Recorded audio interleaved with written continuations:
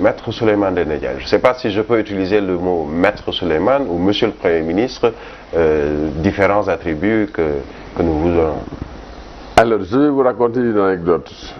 On m'a dit que le bâtonnier Fadilou Diop, en dehors des prétoires, n'aimait pas qu'on l'appelle Maître Fadilou Diop. Ben, je suis Souleymane Ndéné Ndiaye, avocat, parce qu'on est avocat toute sa vie. Mais certains m'appellent Jules, d'autres m'appellent Ndéné, et la plupart de mes amis et de mes connaissances m'appellent Souleymane. Voilà, alors, donc je suis Souleymane Ndéné Ndiaye. On va dire Souleymane Ndéné Ndiaye, vous le disiez tout à l'heure, ancien Premier ministre du Sénégal. Vous avez été ministre dans plusieurs départements sous Maître Abdoulaye Wade. Vous êtes leader également d'un parti politique après avoir quitté le Parti démocratique sénégalais, à savoir l'Union nationale pour le peuple. Bokk Jëmu. Voilà. Donc avec la même option, la même vision et surtout les mêmes objectifs. Voilà. Et Souleymane Ndéné Ndiaye qui est également aujourd'hui président du conseil d'administration de Air Sénégal. C'est ça. Toutes ces casquettes, ça ne vous fatigue pas trop? Vous arrivez à concilier oui, parce que ce sont des activités que nous menons pas en même temps, mais sur des séquences différentes. Vous me permettrez auparavant de vous saluer d'abord, de vous remercier de me donner l'occasion de m'adresser aux téléspectateurs de la CNTV et en particulier votre directeur général Bougane Gueye Dany et tous les journalistes et techniciens personnels de cette télévision. Bon, c'est vrai, vous avez rappelé que j'occupe plusieurs casquettes, mais par la grâce de Dieu, on ne mène pas ces actions-là en même temps. Donc, il n'est pas difficile d'être PCA, en même temps acteur politique, etc. Parce que la politique, ce n'est pas ma vie de tous les jours. C'est de temps à autre qu'avec des amis, que nous nous retrouvions au sein de notre formation politique de l'Union nationale pour le peuple Bokk Jëmu, qui est présente dans tous les chefs-lieux de département du Sénégal et dans la plupart des localités du Sénégal. Et donc, chaque responsable, chaque militant, dans sa localité, essaie du mieux qu'il peut d'animer le parti. Et à Dakar également, où la plupart des responsables se retrouvent, de temps à autre, nous nous retrouvons pour parler du Sénégal, parler de la vie de notre parti, de son avenir et surtout des élections à venir. Alors, un parti politique que certains pensaient qu'il allait être phagocyté par l'APR du président Macky Sall, dont, je rappelle, vous assumez une amitié oui, non, notre parti ne sera jamais phagocyté par un autre parti. Nous sommes un parti qui a une identité et les gens confondent toujours les relations personnelles que j'ai avec le président de la République et nos rapports politiques qui sont devenus maintenant des rapports de coopération, si je peux m'exprimer ainsi. Parce que à la suite d'un appel qu'il m'a lancé, j'ai, après avoir consulté mon parti, décidé de rejoindre la mouvance présidentielle et de soutenir la politique du président Macky Sall. Cela n'empêche que nous avons notre propre identité avec les mêmes objectifs de départ parce que la vocation d'un parti, c'est d'arriver au pouvoir et de l'exercer. Et nous ne sommes pas encore départis de cet objectif-là. Cette amitié, vous la revendiquez, mais certains, notamment vos détracteurs, jugent que Souleymane Ndéné Ndiaye, Macky Sall, si l'amitié est réelle, sur le plan politique également, devait peut-être intégrer l'APR. Non, ça, vraiment, c'est une affaire personnelle. Moi, j'ai été formé d'une certaine façon. J'ai connu Macky Sall avant même que tous les deux ne soient connus sur le plan politique. J'ai été au PDS avant le président Macky Sall. Macky Sall, c'est par un concours de circonstances que nous nous sommes rencontrés à l'université et que nous partagions les mêmes idéaux. Ensemble, nous militions dans le mouvement étudiant et par le biais de celui qui est devenu depuis 3 jours bâtonnier de l'ordre des avocats, qui est mon cousin, qui est mon ami aussi, mon frère, et c'est par ce canal-là que j'ai connu Macky. Et donc, ce n'est pas à travers la politique que j'ai connu le président Macky Sall. Nous avons par la grâce de Dieu, partagé le même idéal politique. Nous nous sommes retrouvés au PDS. C'est lui qui est venu me retrouver au PDS. Il a fait partie des personnes en qui le président Wade a eu confiance, et par son talent, par sa politesse, par sa façon de faire. Et il a donc été le numéro 2 du PDS jusqu'au moment où il a quitté ce parti-là. Je suis resté au PDS jusqu'après notre défaite de 2012. Et à la suite de cela, il m'a demandé de le rejoindre dans le travail qu'il fait pour le Sénégal. Et sans... je n'ai pas hésité, mais par contre... Mais vous avez attendu quand même avant de répondre. Voilà, j'ai attendu le temps d'interroger ici et là des gens, parce qu'auparavant, j'avais dit beaucoup de choses, et il fallait que j'essaie de mettre en cohérence ce que j'avais dit par rapport à ce que j'allais faire. Et donc, il ne fallait pas que nous fondions notre parti dans la PR. Ce que vous disiez, c'était du genre que jamais je ne vais transhumer. Je ne vais transhumer, quitter mon parti pour rejoindre un autre parti. Et le fait que le président Macky Sall s'ouvre à d'autres partis politiques, je pense que c'est un mérite le mérite lui revient, parce qu'il sait qu'on est dans un pays où il faut agréger les forces vives. Et il sait que je sais faire quelque chose, je suis capable de faire quelque chose, j'ai des compétences quelque part. Et puis ensuite, il n'a pas lancé un appel à tout le monde, n'est-ce pas? Maintenant que le dialogue national est ouvert, je pense que tout le monde a l'occasion d'adhérer à sa politique. On reviendra justement sur ce dialogue. Alors, votre parti est membre de la coalition Benno Bokk Yakaar? Non, notre parti est membre de la grande coalition présidentielle. Voilà. Ce qui a une différence. Pourquoi je pose Non, il n'y a pas de différence. Nous sommes tous derrière le président Macky Sall. Mais Benno Bokk Yakaar est antérieur à mon soutien au président Macky Sall. Mais il y a Benno Bokk Yakaar, mais il y a aussi la grande majorité présidentielle qui regroupe Benno Bokk Yakaar et d'autres partis qui soutiennent le président Macky Sall. Il y a notre parti, il y a le parti de Modou Diagne Fada, le parti d'Abdoulaye Baldé et d'autres partis. Alors, voilà. Certains disent que le fait de ne pas intégrer Benno Bokk Yakaar pour plusieurs partis, vous parliez de Modou Diagne Fada, Abdoulaye Baldé, etc., c'est parce que dans un avenir peut-être plus ou moins proche, Benno Bokk Yakaar ne pourrait plus continuer après Macky Sall, après ce dernier mandat qui est son second mandat. Est-ce que vous pensez que Benno... Ça vraiment, je ne peux pas me mettre à prédire ce genre de choses-là. Je ne suis pas membre de Benno Bokk Yakaar, mais je respecte tous les leaders de Benno Bokk Yakaar, parce que Benno Bokk Yakaar compte en son sein des personnalités qui ont vécu, qui ont de l'expérience, et qui ont accompagné le président Macky Sall depuis 2012. Et pour certains, bien avant 2012. Donc j'ai le même respect pour le président Moustapha Niasse, pour Feu Ousmane Tanor Dieng, paix à son âme, et pour Moustapha Faltier, et pour Jean-Paul Diaz, pour le professeur Maguette Thiam, et pour tout cela qui compose Benno Bokk Yakaar. Donc je ne prédis pas une fin proche pour cette coalition-là, Benno Bokk Yakaar. Au contraire, je souhaite que cette coalition-là se poursuive dans l'intérêt du Sénégal. Souleymane Ndéné Ndiaye, ancien Premier ministre, vous avez été ministre dans le gouvernement de Maître Abdoulaye Wade, plusieurs départements que vous avez dirigés. Avez-vous pour ambition, sur le plan politique, un jour, de briguer le suffrage universel des Sénégalais, la présidence? Alors, si je dois vous dire la vérité, je ne suis pas entré en politique pour être dans des équipes, pour devenir PCA d'une compagnie de transport aérien. Mon ambition, c'est d'aller briguer le suffrage des Sénégalais et de devenir président du Sénégal.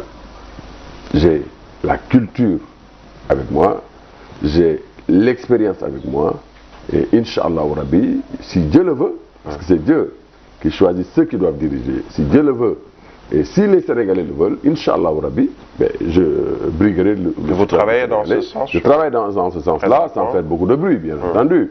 Vous ne m'entendrez jamais, comme certains, jouer au matamor, taper sur la poitrine et dire que je suis le meilleur. Ceux qui le disent ne sont meilleurs nulle part. Moi, je suis un Sénégalais modeste.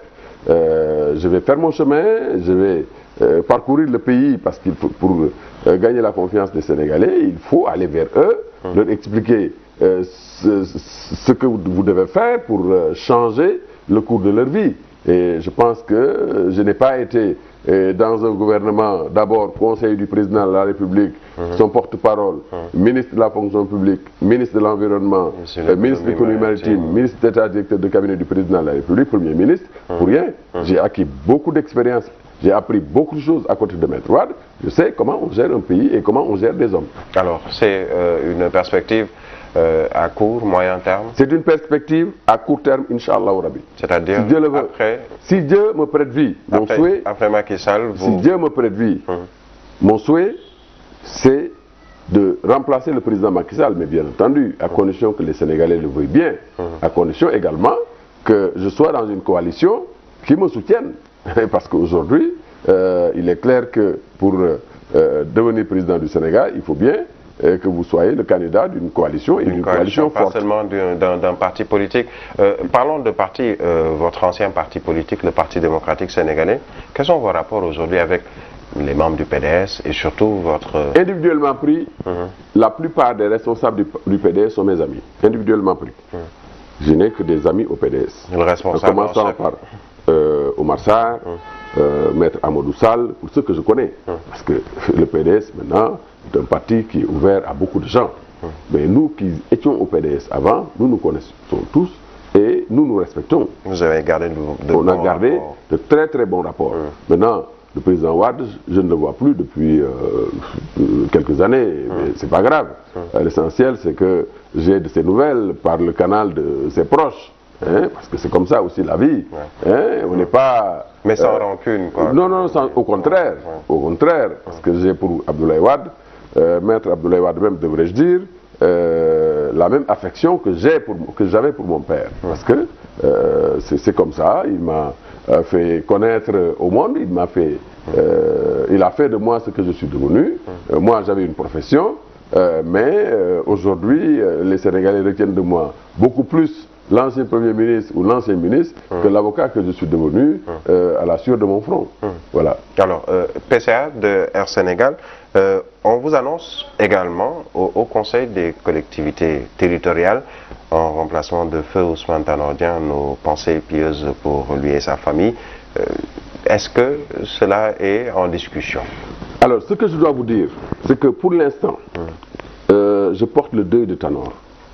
Moi, je n'ai jamais sollicité quoi que ce soit auprès du président Macky Sall. Je n'ai jamais sollicité quoi que ce soit du président Macky Sall. Donc, laissez-moi porter le deuil de Tanor. Je ne suis demandeur de rien du tout, mais je suis preneur de tout ce qui pourrait m'aider à aider le président Macky Sall à faire le travail qu'il est en train d'abattre pour le Sénégal. Donc, je ne demande rien du tout, je ne suis candidat à rien. Bon, alors, peut-être comme... C'est la rumeur. Oui, c'est un pays de rumeurs. Une rumeur qui, finalement, s'est tellement amplifiée que certains de vos détracteurs, tout de suite, via la presse, font des sorties pour dire non, on ne veut pas de Souleymane Ndéné Ndiaye parce que... Quand le président Wade... de l'APR... Quand le président Wade m'a nommé Premier ministre, certains n'étaient pas d'accord, mais tant pis, Maître Wade m'a nommé Premier ministre. Et tous les jours, ils ont annoncé mon départ. Je suis quand même resté 3 ans, moins 29 jours à la tête du gouvernement du Sénégal. Donc c'est le pays qui est comme ça. Les gens, dans le pays, comme dans tous les pays du monde, il y a des jaloux, il y a des non-jaloux. Eh bien, écoute, que je sois nommé ici ou là, peu m'importe. Pour l'instant, je suis PCA de Air Sénégal. J'ai même vu des gens attaquer le président Macky Sall d'avoir nommé Souleymane Ndéné PCA d'Air Sénégal. Donc... Finalement, c'est quoi? C'est Souleymane Ndéné qui dérange? Non, je ne sais pas. C'est malheureusement une certaine façon de faire, de vivre de certains Sénégalais qui est comme ça. Voilà, il y a un nouveau type de Sénégalais qui n'est peut-être pas le bon. Non, qui n'est peut-être pas le bon, c'est pas ça. Mais qui tire toujours les choses vers le bas. Voyez-vous, moi j'ai un vécu, j'ai une expérience. Personne ne peut me dénier. Justement, on parle d'expérience. Cette expérience pourrait aujourd'hui vous amener à diriger au Conseil, puisque... Cette expérience pourrait me porter à diriger le Sénégal. Bien sûr, puisque c'est... Je connais le pays. C'est votre ambition. Je sais comment on dirige un pays. J'ai dirigé un gouvernement de main de maître avec le soutien du président de la République. voyez-vous. Donc je pense que même si je ne suis candidat à rien du tout, mais je suis là, à la disposition du président Macky Sall, à la disposition du Sénégal, pour travailler dans l'intérêt du Sénégal. Je n'ai pas d'autres ambitions. Voilà, mais je ne suis candidat à rien. Ousmane Tanor Dieng était pour moi quelqu'un de très important. C'était mon frère, c'était mon ami. Beaucoup de Sénégalais ne le savaient pas. On avait des relations de grand frère à petit frère. Je peux dire que c'est le seul responsable du Parti Socialiste que j'ai fréquenté, à côté de mon père, parce que mon père était un responsable du Parti Socialiste. Mais j'avais comme une aversion pour le Parti Socialiste. Mais avec Tanor, parce que libéral, quoi. D'autres types de relations, et je dois vous dire que sa disparition m'a beaucoup affecté, comme si j'avais perdu mon propre frère. Et avec lui, parce que dans la même période, j'ai perdu beaucoup d'êtres chers. Mon oncle Major Boulagnan, qui est décédé, alors que j'étais à la Mecque. Mon ami et grand frère, Ahmed Amar, qui est décédé il y a quelques jours. Mon ami d'enfance, Pierre Ndiaye, qui est décédé aussi alors que je n'étais pas au Sénégal. Donc j'ai perdu vraiment des amis proches pendant cette période-là. Et je voudrais à cette occasion, pas à la polémique, je voudrais à cette occasion présenter mes condoléances les plus sincères à leur famille et prier Allah le Tout-Puissant de les accueillir au paradis. De toute façon, nous tous, un jour, nous partirons. Vous avez vu devant chez moi la photo de mon père. Il est mort accidentellement en 1992. La vie continue. Ma grand-mère est décédée. Leurs parents sont décédés. Où est Senghor? Où est le président Mamadou Dia? Où sont tous ceux qui ont dirigé le Sénégal? Hassan Sek, président Amadou Cissé Dia, le président Kéba Mbaye. Tous ceux-là qui ont fait le Sénégal, ils sont tous partis. Isaac Foster, Tonton Babacar Ndiaye de la BAD. Donc nous partirons. Djibo Letika, Salif Ba, Issa Mbaye Samb, Amadou Tidiane Ba. J'ai une pensée pieuse pour tous ceux-là que j'ai aimés et qui sont malheureusement, hélas, partis. Et c'est comme ça la vie. Alors, vous parliez tout à l'heure de Air Sénégal. Vous êtes le président du conseil d'administration. Comment se porte cette compagnie Alors, je dois vous dire que la compagnie... C'est une nouvelle expérience pour vous également. Oui, la compagnie se porte de mieux en mieux. Le président Macky Sall a eu la présence d'esprit et la sagesse de mettre à la tête de cette compagnie un jeune qui en veut, qui a de l'expérience, un polytechnicien, qui est en même temps financier, qui se bat pour faire de cette compagnie-là une grande compagnie. Nous avons acquis en pleine propriété un Airbus A330 Neo qui fait Paris-Dakar, Dakar-Paris. Nous avons acquis auparavant, sous la direction de M. Sow et de M. Philippe Beaune, que je salue au passage, 2 ATR qui font Dakar-Ziguinchor. Nous avons pris en leasing un Airbus A321 qui est venu même nous prendre au Caire, qui a fait Dakar, le Caire en direct. Durant la et au retour, on a fait escale à Niamey. Et il est question que nous réfléchissions sur les nouvelles routes en raison des acquisitions prochaines que la compagnie envisage très fortement, notamment un Airbus A330 Neo tout neuf qui va certainement faire les Amériques, ou en tout cas sur d'autres lignes. Donc la compagnie se porte comme un enfant qui naît et qui grandit. Est-ce qu'à terme, on peut peut-être dans un court ou moyen terme envisager que le Sénégalais lambda puisse emprunter sa compagnie à Sénégal au détriment des autres compagnies étrangères? C'est notre souhait. Et ça a commencé d'abord par ce message fort et cette directive forte du président Macky Sall qui a engagé tous les membres de l'administration qui voyagent en Afrique, en tout cas dans les directions qu'entreprend notre compagnie, de voyager à bord de notre compagnie nationale. Donc, depuis plusieurs mois, tous ceux qui vont à Paris prennent Air Sénégal International, Air Sénégal SA. Et je pense que les Sénégalais aussi seront fiers de prendre cette compagnie-là. Mais comme vous le savez, dans ce domaine, les gens regardent les prix et les horaires. Parce que aussi, c'est pas parce que c'est une compagnie nationale que vous allez le prendre quand les prix sont supérieurs aux prix qui sont pratiqués par la Royal Air Maroc ou une autre compagnie. Je pense donc qu'il y a une concurrence entre plusieurs compagnies. Mais il y a un effort à faire sur ce plan-là. Voilà, l'effort à faire, je pense que le nouveau directeur général l'a tout de suite fait en baissant les prix sur Paris. Et je pense que de plus en plus, le taux de remplissage devient de plus en plus important. Alors, on a vu le chef de l'État lui-même emprunter un de ces avions de Air Sénégal.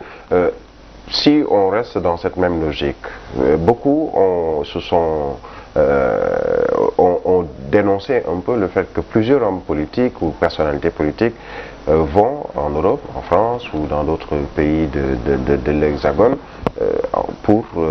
en matière de santé, par exemple, dans les structures de santé, le cas de Feu Ousmane Tanor Dieng, l'ancien Premier ministre également, Mahammed Boun Abdallah Dionne. Est-ce qu'aujourd'hui, il n'est pas temps pour un pays comme le Sénégal de pouvoir avoir ou disposer d'un plateau technique ou un plateau médical suffisamment bon? Il faut être réaliste. Il faut aussi que l'on soit sérieux. Le plateau médical qui est offert en France, par le Maroc, la Tunisie, n'est pas le même plateau médical que nous avons au Sénégal. Même si au Sénégal, l'État du Sénégal fait des efforts. Il n'y avait au Sénégal qu'un seul appareil d'hémodialyse.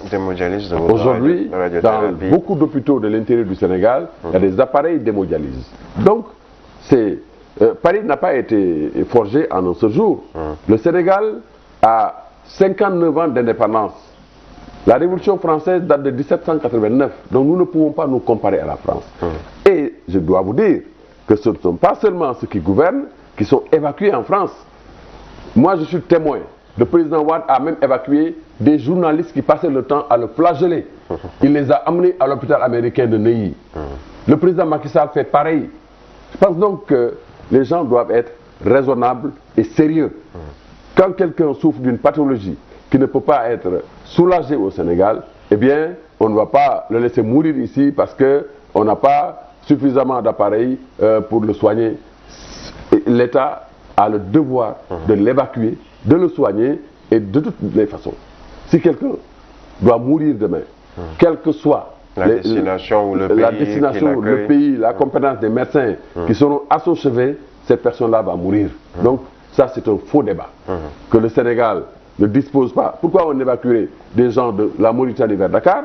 Parce que le plateau médical de Dakar est supérieur au plateau médical de Nouakchott.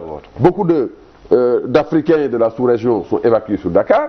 Donc, quelqu'un qui souffre d'une pathologie qui ne peut pas être soulagé à Dakar peut légitimement être évacué en France ou dans un autre pays pour y être soigné. Même si la vie des hommes n'a pas de prix. Même si l'idéal, peut-être c'est un idéal. Un idéal, c'est toujours un souhait. Et le souhait, c'est que les Sénégalais malades, quelle que soit leur pathologie, puissent être soignés au Sénégal. Mais en attendant, acceptons on ne peut pas priver. C'est ça. Voilà. La vie des êtres humains n'a pas de prix.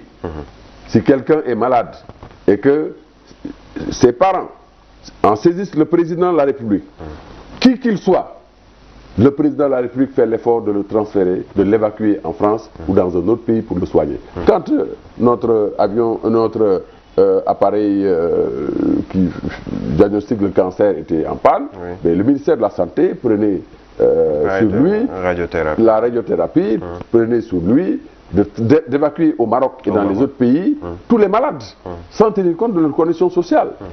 Nous sommes dans un pays de polémique. Et les gens, tant qu'il y aura quelque chose à dire, ils le diront à haute et intelligible voix. Et c'est comme ça aussi la démocratie. Parce que la démocratie, c'est le gouvernement du peuple par le peuple, mais c'est également permettre à chacun de dire ce qu'il pense, même si ce qu'il pense passe à côté de la vérité ou ce qu'il pense n'est pas vrai. Alors, on reviendra sur cette liberté d'opinion, liberté de penser. Ce sera tout de suite après cette courte page de publicité. Toute la vérité revient tout de suite.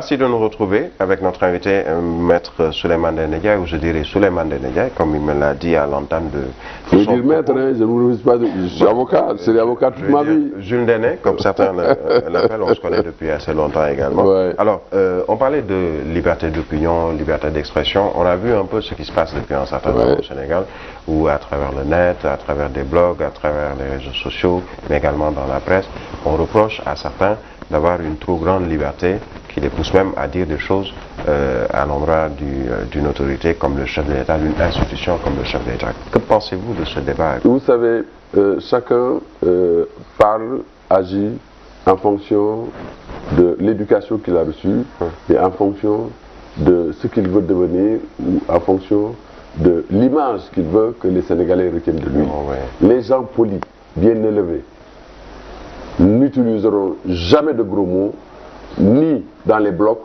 ni encore moins en direct à la radio ou à la télévision. C'est une question d'éducation personnelle. Les gens doivent rester éduqués, doivent rester polis et mesurés.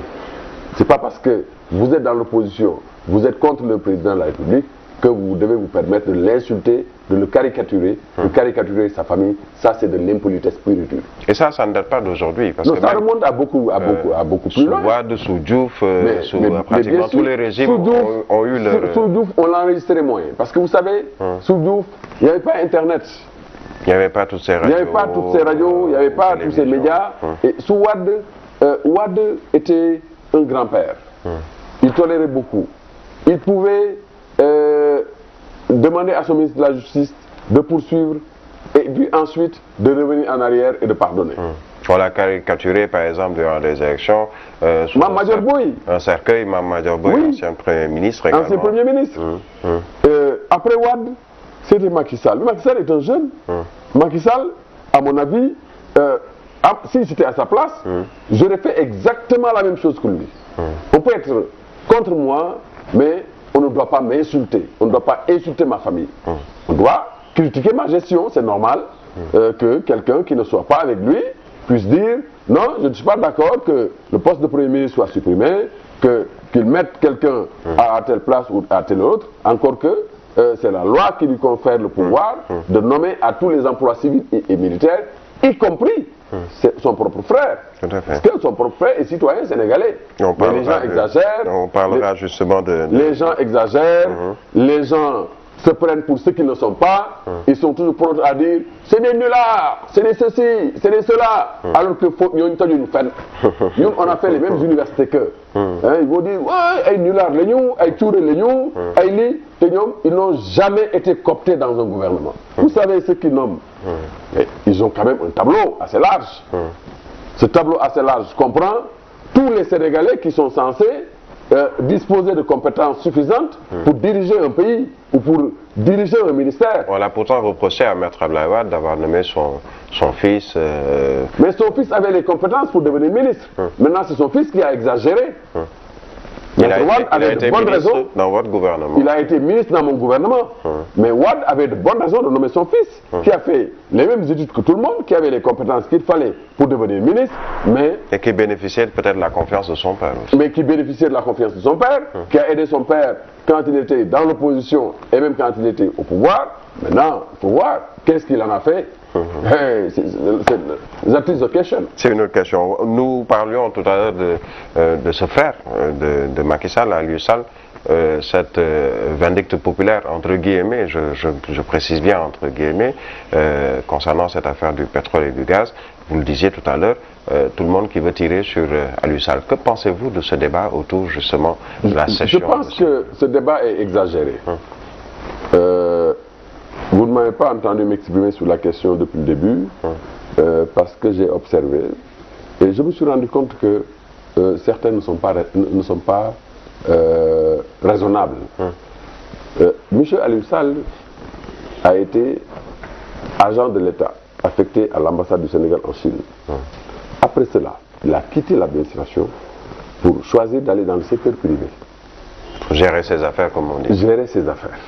Et dans le secteur privé, il a travaillé dans une société qui s'occupait de recherche de pétrole, en l'occurrence la société de M. Franck Timis. Petro-Tim. Donc, dans ce secteur-là, Mais les salaires ne sont pas les mêmes que dans les autres secteurs. Donc il a travaillé et il faut le rappeler. M. Franck Timis n'est pas arrivé au Sénégal en même temps que le président Macky Sall. Il était là avant. Et, déjà sous Wade. Et sous notre magistère, un acte, ce n'est pas un décret, un acte imparfait a été signé. Et dans quelles conditions? Si l'acte n'a pas été parfait, c'est parce qu'il n'est pas passé par les circuits normaux. Vous avez été Premier ministre, Sénégal, vous connaissez un peu le circuit, comment ça fonctionne. Est-ce que ça c'est bien? Vous savez, quand un décret est initié, on le dépose au secrétariat général du gouvernement, où il y a un registre pour tous les actes qui arrivent et pour tous les actes qui partent. Le secrétaire général du gouvernement, en tout cas celui qui était là quand moi j'étais Premier ministre, il s'appelle Pape Ousmane Gueye, c'est un inspecteur général d'État, ancien inspecteur des douanes, ancien commissaire de police, juriste. Il a des collaborateurs, notamment Samba Gueye, du bureau de la législation ou des législations. Alors, le document part de ce service-là et fait le tour de tous les ministères. C'est pour éviter qu'il y ait des erreurs. Qu'il y ait contrariété entre ce décret qu'on prend et d'autres décrets qui étaient pris avant. Donc, il fait le circuit de tous les ministères avant de revenir sur le Premier ministre, qui signe, qui retourne l'acte au secrétaire général du gouvernement, qui le met en condition pour l'envoyer à la présidence, pour la signature du président, et le décret revient pour sa numérotation et sa datation. Voilà le circuit. Maintenant, quand quelqu'un se permet de prendre un décret comme ça, de l'amener chez le Premier ministre et lui dire, voilà un décret, alors le Premier ministre va lui dire, je ne signe rien du tout. Je ne signe pas.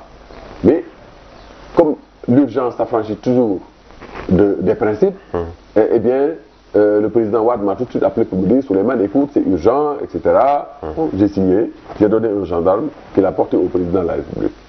Mais alors, celui au bénéfice duquel le décret a été signé ne savait pas qu'après signature du président, l'acte était encore resté imparfait. Il fallait le retourner au secrétariat général du gouvernement pour le numéroter, pour le dater et pour le mettre dans le circuit pour que cet acte-là entre dans l'ordonnancement juridique. Or, cet acte que nous avions signé n'est pas entré dans l'ordonnancement juridique. Alors, M. Franck Timis n'a pas lâché le morceau, mais il a poursuivi. Et quand le président Macky, parce que le président Macky Sall lui-même l'a dit, quand il est arrivé... Est-ce qu'il ne pouvait pas casser justement? Non, je vais vous raconter. Lui-même a dit que dans le dossier de passation de service qu'il a échangé avec le président Wade, il y avait cet acte-là qui n'était ni daté, ni numéroté. On a reproché à l'ancien Premier ministre Abdoul Mbaye, on a reproché à Aly Ngouille Ndiaye qui était ministre de l'énergie, c'est-à-dire tout ce beau monde, on leur reproche... Ce que je peux vous dire, moi je ne sais pas ce qu'ils ont fait, je ne connais pas l'étendue de la responsabilité des uns et des autres. Ce que je sais, c'est que l'acte que nous avons signé, qui n'est pas un décret, parce qu'il ne porte ni date, ni signature, et n'a pas été publié au journal officiel, le président Macky Sall a ordonné une enquête. Il paraît que l'IGE avait dit que M. Franck Timis ne remplissait pas les conditions, etc. Ça, c'est pas mon problème. Mais ce que je sais, c'est que on reproche à l'acte l'exposé des motifs. Alors, l'exposé des motifs, c'est le ministre concepteur du décret qui le fait. Alors, si un Premier ministre prétend, après avoir signé un acte, qu'il a été trompé, écoutez... On l'a un peu floué dans cette histoire. Est-ce que vous pensez aujourd'hui, comme certains le disent, qu'il faut entendre tout le monde dans cette histoire? Il faut entendre tout le monde. C'est-à-dire si c'est Abdoulaye Wade, si c'est Karim Wade, si c'est Abdoul Mbaye, si c'est même Macky Sall... Moi, je peux mettre ma main sur le Coran pour jurer que Maître Abdoulaye Wade n'a aucune responsabilité dans cette histoire-là. Je peux le jurer. Parce que Maître Abdoulaye Wade est un homme honnête. Quand quelqu'un voulait se remettre d'un directeur, Wade refusait toujours sous le prétexte que ce gars-là n'était pas au PDS. Il disait que, ne me dites plus ça. Tous les Sénégalais, qu'ils soient PDS, PS, etc., ont le droit de travailler dans l'État. Mais pour se débarrasser de ces gens-là, les gens lui sortaient toujours un argument, il a détourné de l'argent. Alors dès qu'il disait, il a détourné de l'argent, le président Wade le répondait, ok, donc faites ce que vous voulez. Donc, Ce n'est pas le président Wade qui va quand même cautionner ce genre de choses-là. Maintenant, à mon avis, il faut entendre tout le monde. Il faut entendre tout le monde et il faut retourner au secrétariat général du gouvernement, regarder si ce décret-là a été répertorié au nombre des décrets qui sont passés par les circuits normaux. Alors il est nécessaire pour la manifestation de la vérité que tout le monde ou toutes les personnes qui sont entre guillemets interpellées sur ce sujet soient entendues par les livres. Moi, c'est mon sentiment. Mon sentiment est que toutes les personnes qui sont impliquées d'une manière ou d'une autre dans cette affaire de Petro-Tim soient entendues par la police. Et je pense que Petro-Tim, comment il s'appelle, monsieur Petro-Tim, Franck Timis lui-même devra être interrogé et les enquêteurs devront même remonter à la Sonatel pour voir les communications que M. Franck Timis a eues. Pour ne pas se limiter à ce documentaire de la BBC. C'est ça. De toute façon, le documentaire de la BBC est un documentaire tendancieux. Biaisé. Parce que, biaisé. Le Sénégal n'est pas ce pays pauvre-là dont on parle dans BBC. Ça, vraiment, il ne suffit pas simplement de vivre à Dakar pour le savoir. La pauvreté est là. Le taux de pauvreté baisse. Le président Macky Sall a mis en place un système qui permet à des gens qui n'avaient pas de revenus de toucher ne serait-ce que 25 000 francs par mois. Ces 25 000 par mois, quand même, peuvent soulager beaucoup de personnes. Les bourses de solidarité familiale. Vous le faisiez également dans votre gouvernement, où il y avait, au moins sur le plan social, des acquis également déjà sous... Mais c'est ça la mission d'un gouvernement. La mission d'un gouvernement, parce que l'objectif, ce n'est pas le développement. D'abord, il faut éradiquer la pauvreté. Pour le bien-être des populations. Pour le bien-être des populations. Et la pauvreté, c'est quoi? Comme le disait Wade, c'est un ensemble de manques. Quand, dans un village, il n'y a pas d'eau potable, il n'y a pas d'électricité, il n'y a pas de dispensaire, il n'y a pas d'école, il n'y a pas de mosquée, il n'y a pas de piste, il n'y a pas de piste de production, ce pays-là, ce village-là est pauvre. Donc, pour vaincre la pauvreté dans une localité, il faut d'abord mettre des écoles, des dispensaires à niveau, mettre vraiment tout ce qu'il faut pour que les gens n'aient pas besoin de se déplacer. Mais il faut aussi, surtout, avec le PRODAC, faire en sorte que tous les chômeurs des localités trouvent un emploi. Parce que le problème du Sénégal, c'est le problème du chômage de ces jeunes. Et ça, c'est un problème. Qui a traversé les âges et les régimes. Vous savez, moi, je suis un disciple de John Maynard Keynes, qui est un économiste anglais, qui, après la crise de 1929, a inventé les grands travaux. Son équation de base, c'est Y, le revenu, égale la consommation plus l'investissement. Alors, les néo-keynésiens postérieurs à lui ont ajouté plus les exportations, moins les importations. Donc, dans une économie, il faut, c'est vrai, c'est l'investissement qui déclenche la croissance, mais c'est la consommation qui soutient la croissance. Vous me rappelez un peu la Wade formula, comment... Non, ça n'a rien à voir, moi je ne suis pas un mathématicien. La Wade formula, je ne la connais pas du tout. Au Caire, un jour, il m'est venu à l'esprit la résolution d'une équation à plusieurs inconnus, et j'ai dû me rabattre à Ndongo Ndiaye, conseiller du président de la République, pour m'aider à résoudre cette équation-là, parce que ça fait 30 ans que je ne me suis pas amusé à résoudre l'équation. Donc je disais que... C'était pour sombrer. Je disais que le mal du Sénégal, c'est le chômage des jeunes. Il faut faire en sorte que ceux qui ne travaillent pas puissent travailler. Et le PRODAC est un bon instrument pour absorber la masse de chômeurs qui est dans les villages. Parce que, vous savez, la pauvreté, c'est quand quelqu'un est en âge de travailler et ne travaille pas, n'est pas en mesure de se payer lui-même ses propres besoins. Les plus vitaux, surtout. Ne porte pas des habits décents, n'habite pas dans des maisons décentes, ne mange pas à sa faim, etc. Ne se soigne pas, ne peut pas se soigner, ne peut pas aller à l'école. C'est ça la pauvreté. Et je pense que l'État doit travailler à faire en sorte que dans les villages et dans les jeunes, que les gens ne travaillent même plus 3 mois, les 3 mois de pluie, que les gens puissent travailler 12 mois. Ça va booster la production. C'est ça qui va booster la production et la croissance, je veux dire. Parce qu'on parle de croissance, mais notre croissance est une croissance extravertie. C'est une croissance qui est le fait des sociétés de services et des entreprises de BTP dont les bénéfices sont expatriés hors du Sénégal. Or, une croissance qui est tirée du développement de l'agriculture, parce que ce que les gens ne rappellent pas souvent... Vous êtes également agriculteur, hein? Oui, j'ai un champ. Oui. J'étais en train tout de suite, quand vous venez, je parlais de mon petit frère, avec mon petit frère, pour les semences. Malheureusement, je suis arrivé avec beaucoup de retard parce que j'étais hors du Sénégal. Je disais que la croissance n'est rien d'autre que l'augmentation de la production. Alors, pour augmenter la production, le meilleur moyen de booster la croissance, c'est d'investir dans l'agriculture, d'augmenter la production agricole. Et le PRODAC aura l'avantage d'absorber le chômage dans toutes les localités où des domaines seront créés. Et puis ensuite, le problème de l'autosuffisance alimentaire sera réglé dans ces localités-là. Le problème du chômage aussi sera réglé. Parce que les jeunes qui travailleront dans ces domaines-là seront rémunérés et la production servira d'abord à nourrir la population autochtone, mais aussi à être exportés vers d'autres localités. Ils auront moins de temps de s'adonner aux réseaux sociaux, à l'internet, voilà, pour d'éviter des insanités pour certains. Je pense que l'idée que le président a eue, en mettant un garçon de Mbadakhoud, un village à côté de Guinguinéo, à la tête de ce PRODAC, un garçon qui a des idées, justement, c'est pour qu'il... Parce que quand vous voulez changer de politique, vous changez les hommes. Dès que vous changez les hommes, vous changez la politique. Vous parlez de Guinguinéo, maire de Guinguinéo. Est-ce que, peut-être avec votre parti, vous aspirez peut-être à... Ah oui, c'est clair. On a un responsable qui est là-bas, qui est le docteur Ibrahima Diallo, c'est le médecin-chef adjoint.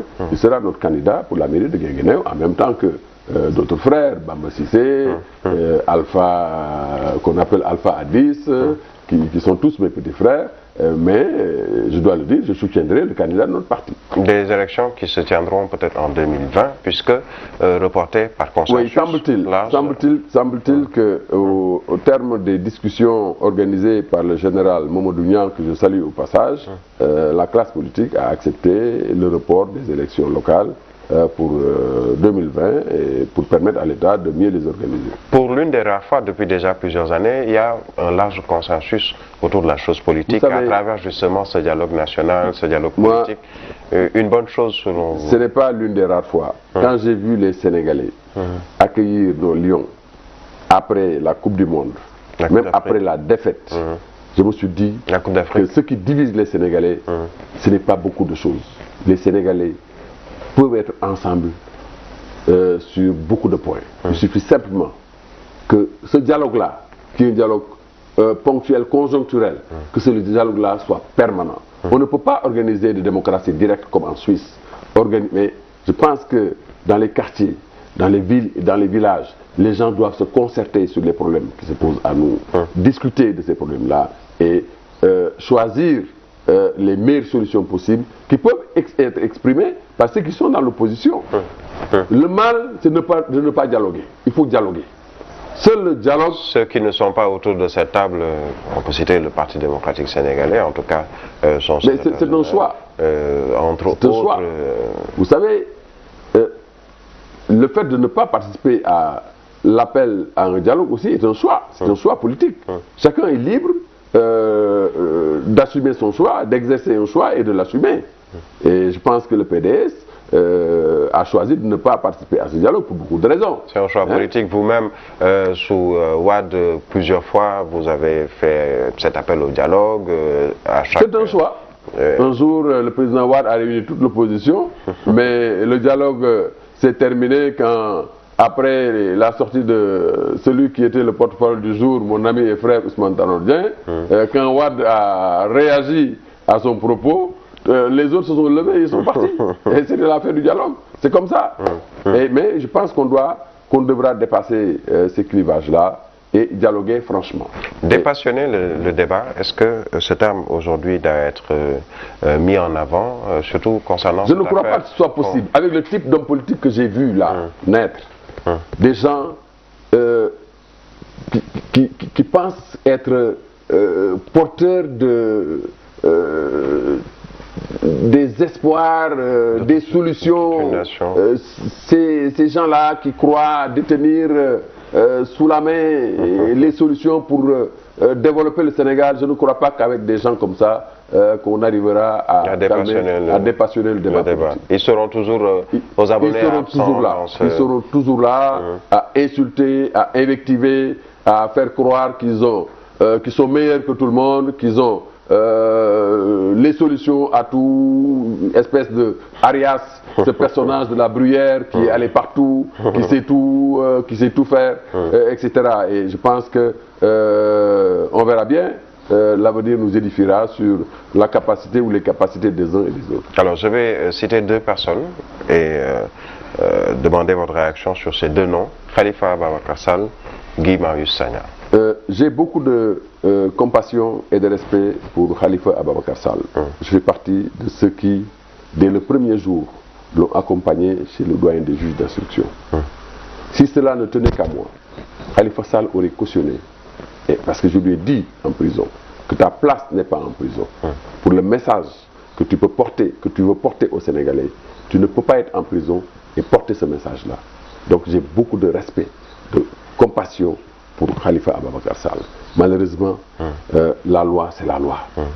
Et malheureusement, je pense que, bon, on l'a poursuivi pour des faits, après une inspection générale d'État, et je pense que la solution pour lui était de cautionner. Je vais vous livrer un secret. Je suis allé jusqu'à mon oncle, Serigne Abdoul Aziz Al Amine, pour le convaincre, de convaincre Khalifa Ababacar Sall de cautionner. Babacar Touré est vivant. Je l'ai appelé pour lui dire, Babacar, essaie de convaincre Khalifa de cautionner. Et un jour, Khalifa m'a dit, je n'exclus plus l'hypothèse du cautionnement. Parce que je lui ai dit que le cautionnement pouvait t'éviter deux choses. Que tu continues à rester en prison, parce que c'est la loi qui dispose que quand la personne poursuivie pour DDP, détournement de deniers publics, cautionne en donnant des proportions, il a la liberté provisoire. Et au moment du jugement, il ne peut pas écoper d'une peine d'emprisonnement ferme. Ça, c'est la loi. Donc, le cautionnement pouvait lui éviter de continuer à rester en prison et d'écoper d'une peine d'emprisonnement ferme. Pour Guy Marius Sagna, je ne le connais pas. Je ne l'ai jamais vu. Je n'ai vraiment pas d'atome crochu avec lui. Je ne le connais pas. Je ne le connais pas. Je ne sais pas pour quelle raison il a été arrêté. Parce que je n'étais pas là, j'étais au Caire. On m'a dit qu'il aurait dit que la France préparait un coup d'État contre le Sénégal. Tout ça, c'est justement parole de l'opposant. Et je pense que ces paroles-là ne doivent pas porter à conséquence. Je pense qu'il faut quand même lui pardonner et le laisser avoir un peu de mansuétude. Une grâce présidentielle pour Khalifa Ababacar Sall. Moi, je voterai pour. Je voterai pour. Et c'est votre ami Macky Sall. Oui, mais vous il y a des choses, lui en toucher un mot entre guillemets. Oui, mais le président Macky Sall est président du Sénégal, et le président de tous les Sénégalais. Bien sûr. J'ai dit un jour, le président Macky Sall en est témoin. Je le disais à Ousmane, parce que quelques jours avant, je vais le citer, c'est Abdoulaye Wilane qui, en regardant un match en même temps que Serigne Baïtiam et moi au stade Lamine de Kaolack, m'a dit, Souleymane, il faut conseiller à ton ami d'aller rendre visite à Khalifa. Au sortir d'une audience avec le président Macky Sall, j'ai trouvé Ousmane dans les salons du palais et je lui ai dit, grand, je me yóbbante ci yow sa benn jegeñaale nee na ma sans citer le nom d'Abdoulaye Wilane. Je le cite aujourd'hui. Je pense que devant les micros, il confirmera ça. Donc, kenn ci sa jegeñaale yi nee na ma da nga seeti Khalifa parce que tu es le responsable d'un troupeau où il y a n'importe qui. am na ñu ànd ak yow, am na ñu la contre, mais yow yaay jiite ñëpp. Mu ne ma petit frère, j'y réfléchis. Babacar Touré est allé rendre visite à Khalifa. Et quand j'ai dit à Babacar, mais qui penses-tu pouvoir influencer Khalifa, il m'a donné le nom de Mamadou Lamine Loum. Je révèle un secret.